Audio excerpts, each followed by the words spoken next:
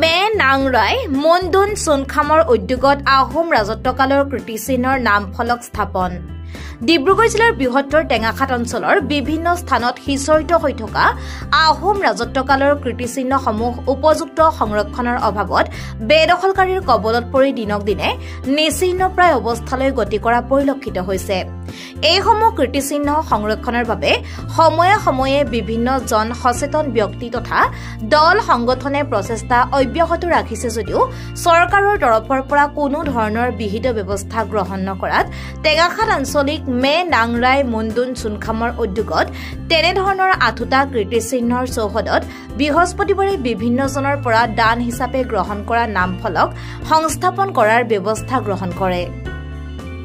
এইসমূহৰ ভিতৰত ঐতিহ্যমণ্ডিত পান্ধুৱা গাঁৱত বিজেপিৰ কাৰ্যকৰ্তা তথা সমাজ সেৱক দীপক গগৈয়ে ৰজা ভেটিৰ ফলক, অৱসৰপ্ৰাপ্ত শিক্ষয়িত্ৰী তথা অনাতাঁৰ শিল্পী কবিতা ফুকনে পানীতোলা পুখুৰী, অৱসৰপ্ৰাপ্ত শিক্ষয়িত্ৰী তথা বয়োজ্যেষ্ঠ কবি ৰত্নাৱলী গগৈ বৰাই বৰপুখুৰীৰ, সাংস্কৃতিক কৰ্মী প্ৰণৱ ফুকনে ছয়াং আলিৰ, বিশিষ্ট কবি তথা অইল কৰ্মচাৰী তপন বৰুৱাই মহধোৱা পুখুৰী,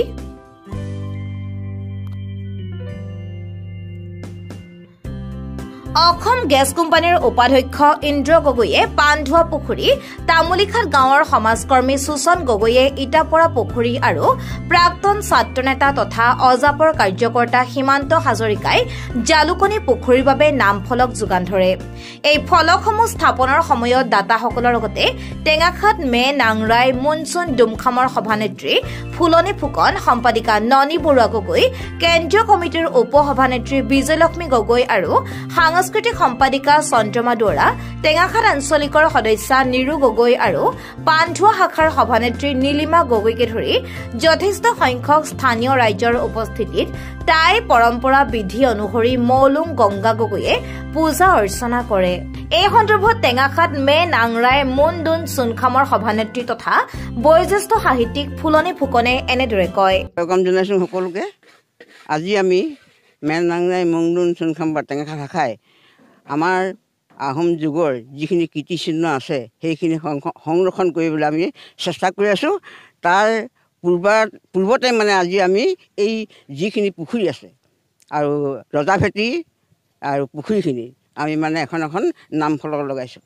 কাৰণ কেলৈ লগাইছোঁ, আমাৰ বহুত মানুহ আহিছে চাবলৈ এইখিনি বস্তু, কিন্তু মানে নাজানে কাৰণে গোটেই বহুত দিগদাৰী হৈ যায়। মোলৈ ফোন কৰি থাকে কোনটো কি পুখুৰী কি বস্তু।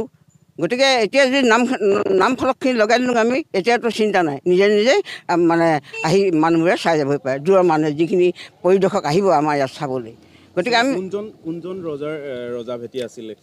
ৰজাজন সেইজন আমাৰ পূৰ্বপুৰুষ, আমাৰ পিতামহ চাউলুং চুকাফাই টিপামত 3 বছৰ থাকি আমাৰ টেঙাখাটত এই ৰজা ভেটিত এবছৰকাল বসতি কৰিছিল। তেখেতে মানে সেই ৰজা ভেটিটোৰ উপৰিও এটা পুখুৰী খন্দাইছিল, সেইটো পানীতোলা পুখুৰী, তাৰপিছত বৰ পুখুৰী আৰু পানধোৱা পুখুৰী। এই 3টা পুখুৰী স্বৰ্গদেউ চুকাফাই খন্দাই বুলি আমি মানে গম পাইছোঁ। তাৰমানে অৱশ্যে তেনেকৈ বুৰঞ্জীত নাই, কিন্তু আমি যিখিনি আমাৰ অগ্ৰজসকলে মানে লিখিছে বুৰঞ্জী মতে আমি পাইছোঁ সেইখিনি মানে চুকাফাই কৰিছে।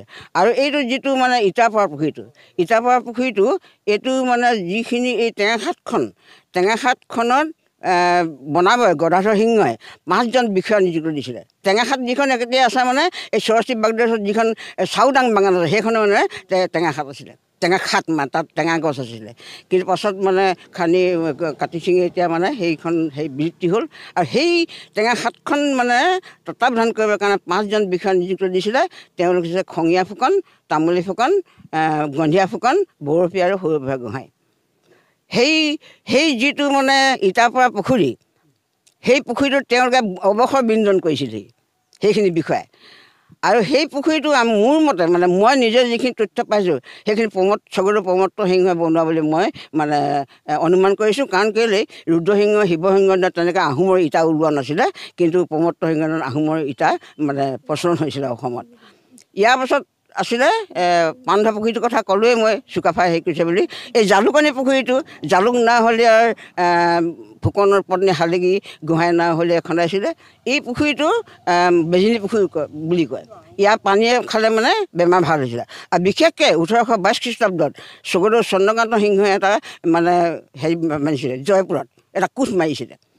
কিন্তু সেই কোঠত মানে আমাৰ মানুহখিনি যেতিয়া সৈন্যবোৰ আহিলে আমাৰ তাত সৈন্য কমটি হোৱাৰ কাৰণে কি হ'ল আমাৰ এই পুখুৰীটোলৈ মানে হুহুকি আহিলে সৈন্যখিনি ইয়াত এখন যুদ্ধ হৈছিলে এই জালুকনী পুখুৰীটোত এইটোৱে ভালকৈ মানে গোটেইখিনি পুখুৰী চুখুৰীবোৰ যিবোৰ হাবি সচং আছে এইবোৰ চব কাটি কুটি আমি আকৌ নতুন কৰিম বুলি ভাবিছোঁ এতিয়া মানে সেইটো চৰকাৰী আমাক অনুদান লাগিব সেইটো কাৰণে আমি চেষ্টা কৰি আছোঁ এতিয়া কিমান দূৰ সফল হয় সেইটো ফুৰাই তাই জানে বৰ্তমান চৰকাৰখনক আপুনি কি পৰ্যটন বিভাগ বা এই ক্ষেত্ৰত আহিছেনে পৰ্যটক পৰ্যটক আহিছে পুৰাতত্ব বিভাগৰ আহিছে তেওঁলোকে চাই গৈছেহি গোটেইখিনি আৰু ইংলেণ্ডৰ পৰা এগৰাকী পৰ্যটক আহিছে এতিয়া চাবুৱাৰ পৰা আহিছে সেইদিনা দুলীয়াজনৰ পৰা আহিছে আহি আছে মানে আমি কিন্তু আমি কৰিব পৰা নাই কথাটো পৰ্যটনস্থলীলৈ নিয়াৰ ক্ষেত্ৰত চৰকাৰে কিবা ব্যৱস্থা লৈছে নেকি সেইটোতো এটা চৰকাৰে কৰি আছে পৰ্যটনস্থলী আমি কৰিম বুলি আমি হেৰি এপ্লিকেশ্যন দিছোঁ আমি তাত কি বোলে পৰ্যটক বিভাগক কেনেকুৱা ধৰণৰ কিবা সুফল আহিছেনে সুফলটো এতিয়ালৈকে অহা নাই সেইটোৱে মানে বেয়া লাগিছে মনটো